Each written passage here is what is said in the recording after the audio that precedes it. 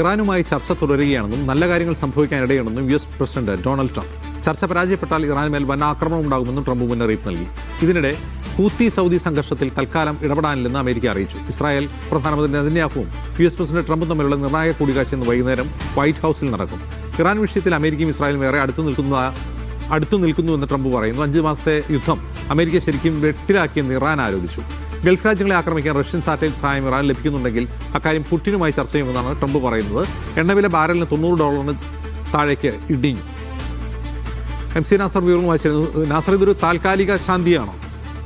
തീർച്ചയായിട്ടും. കാരണം ഏത് സമയം വേണമെങ്കിലും ആക്രമണം പുനരാരംഭിക്കുമെന്നൊരു മുന്നറിയിപ്പോട് കൂടിയാണ് ഇപ്പോൾ നടക്കുന്ന ചർച്ചകളെ അമേരിക്കൻ പ്രസിഡന്റ് ട്രംപ് വിലയിരുത്തിയത്. ഇറാനും ഇക്കാര്യം വ്യക്തമാക്കിയിട്ടുണ്ട്. സമാധാനവും യുദ്ധവും അതിന്റെ സമയക്രമം നിശ്ചയിക്കേണ്ടത് അമേരിക്കയല്ല, നേരെ മറിച്ച് തങ്ങളായിരിക്കും അതിന്റെ സമയക്രമം നിശ്ചയിക്കുക എന്ന് നേരത്തെ തന്നെ വ്യക്തമാക്കിയതാണ്. അക്കാര്യമാണ് ഇറാൻ വീണ്ടും ആവർത്തിക്കുന്നത്.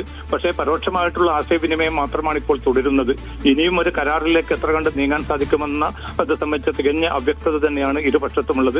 അതേസമയം മധ്യസ്ഥ രാജ്യങ്ങൾ പ്രതീക്ഷയിലാണ് ഒരു 10 ദിവസത്തേക്കുള്ള ഒരു താൽക്കാലിക വെടിനിർത്തൽ ഉണ്ടാവുകയാണെങ്കിൽ കുറെ കൂടി ഉറച്ച ഒരു കരാറിലേക്ക് വരാൻ സാധിക്കുമെന്നൊരു പ്രതീക്ഷയാണ് ഖത്തറും അതോടൊപ്പം തന്നെ പാകിസ്ഥാൻ ഉൾപ്പെടെയുള്ള മധ്യസ്ഥ രാജ്യങ്ങളും.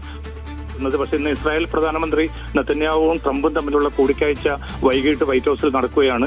ട്രംപ് അധികാരമേറ്റതിന്റെ 2ാം തവണ അധികാരമേറ്റ് 8ാം തവണയാണ് ഇപ്പോൾ നെതന്യാഹു അമേരിക്കയിൽ എത്തുന്നത്.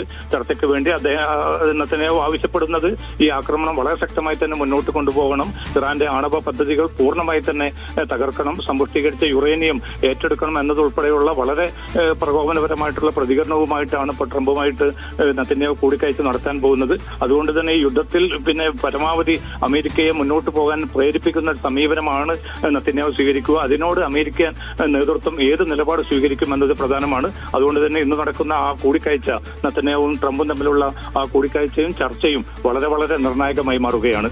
അജിൻ. ശരി നാസർ.